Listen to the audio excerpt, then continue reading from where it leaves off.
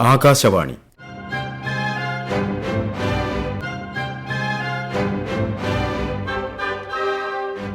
ജില്ലാ വൃത്താന്തം.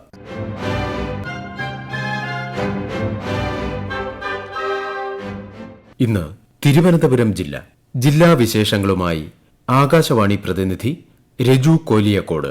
നിയമസഭാ തിരഞ്ഞെടുപ്പിനോടനുബന്ധിച്ചുള്ള നിരക്ക് ചാർട്ട് നിശ്ചയിക്കുന്നതിനായി തിരുവനന്തപുരം ജില്ലാ കളക്ടർ അനുകുമാരിയുടെ അധ്യക്ഷതയിൽ രാഷ്ട്രീയ പാർട്ടി പ്രതിനിധികളുടെ യോഗം ചേർന്നു.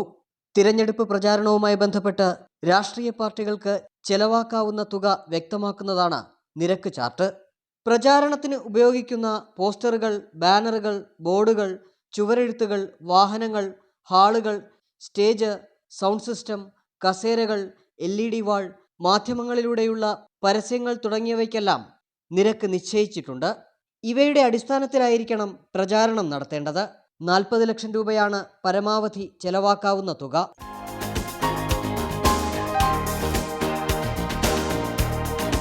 തിരുവനന്തപുരം ജില്ലാ ജയിലിലെ അന്തേവാസികൾക്കായി ക്ലീനിംഗ് ലോഷൻ നിർമ്മാണ പരിശീലനം സംഘടിപ്പിച്ചു. Thiruvananthapuram green city lions club, ജില്ലാ പ്രൊബേഷൻ ഓഫീസ്, ജില്ലാ ജയിൽ എന്നിവ സംയുക്തമായാണ് തൊഴിൽ പരിശീലനം സംഘടിപ്പിച്ചത്. Thiruvananthapuram green city lions club president CS Ashokan പരിപാടി ഉദ്ഘാടനം ചെയ്തു.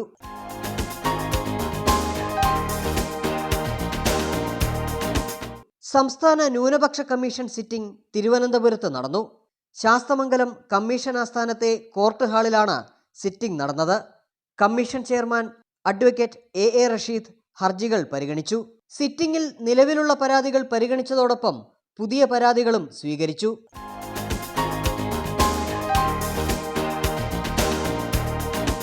വരാനിരിക്കുന്ന നിയമസഭാ തിരഞ്ഞെടുപ്പിന് മുന്നോടിയായുള്ള അധിക ജോലികൾക്കായി മുഖ്യ തിരഞ്ഞെടുപ്പ് ഓഫീസറുടെ കാര്യാലയത്തിൽ താൽക്കാലിക വിഭാഗങ്ങൾ രൂപീകരിച്ചുകൊണ്ടും 2 അധിക CEO-മാരെ നിയമിച്ചുകൊണ്ടും ഉത്തരവായി.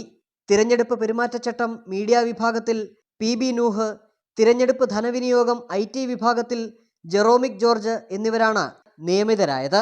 തിരഞ്ഞെടുപ്പ് പ്രക്രിയ പൂർത്തിയാക്കുന്നതുവരെ ഈ ക്രമീകരണം നിലവിലുണ്ടാകുമെന്ന് മുഖ്യ തിരഞ്ഞെടുപ്പ് ഓഫീസർ രത്തൻ U കേൽക്കർ അറിയിച്ചു. പെരുമാറ്റച്ചട്ടവുമായി ബന്ധപ്പെട്ട അനുമതി നൽകലും ലംഘനങ്ങൾ പരിശോധിക്കലുമാണ് PB നൂഹ് നയിക്കുന്ന വിഭാഗത്തിന്റെ പ്രധാന ചുമതല. പെയ്ഡ് വാർത്തകൾ അടക്കമുള്ള കാര്യങ്ങളിൽ മാധ്യമങ്ങളെ നിരീക്ഷണ വിധേയമാക്കൽ, മാധ്യമ സംബന്ധിയായ പരാതികൾ എന്നിവ ഈ വകുപ്പിന്റെ പരിധിയിൽ ഉൾപ്പെടുന്നു.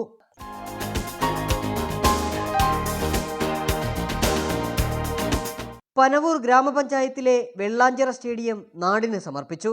DK മുരളി MLA സ്റ്റേഡിയത്തിന്റെ ഉദ്ഘാടനം നിർവഹിച്ചു.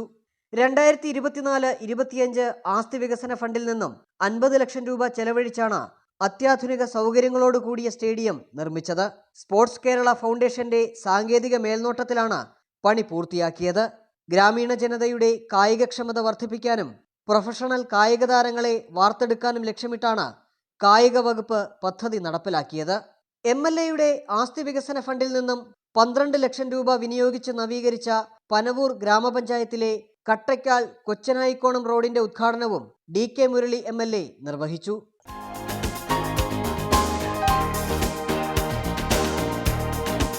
ചിറയിൻകീഴ് നിയോജക മണ്ഡലത്തിലെ വിവിധ ടൂറിസം പദ്ധതികളുടെ ഉദ്ഘാടനം മന്ത്രി PA മുഹമ്മദ് റിയാസ് ഓൺലൈനായി നിർവഹിച്ചു.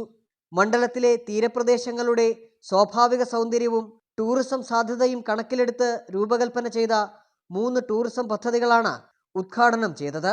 3 കോടി രൂപ ചെലവിൽ പെരുമാതുറ ടൂറിസം പദ്ധതി, 3 കോടി വിനിയോഗിച്ച് കായിക്കര ആശാൻ സ്മാരകത്തിൽ ഇൻഫർമേഷൻ സെന്റർ, 30 ലക്ഷം രൂപ വിനിയോഗിച്ച് കായിക്കര ബോട്ട് ജെട്ടി എന്നിവയാണ് നിർമ്മിച്ചിരിക്കുന്നത്.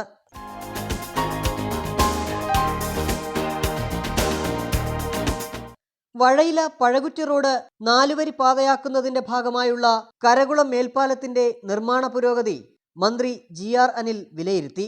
കരകുളം പാലം ജംഗ്ഷന് സമീപം പുതുതായി നിർമ്മിച്ച പാലം മന്ത്രി താൽക്കാലികമായി ഗതാഗതത്തിന് തുറന്നുകൊടുത്തു.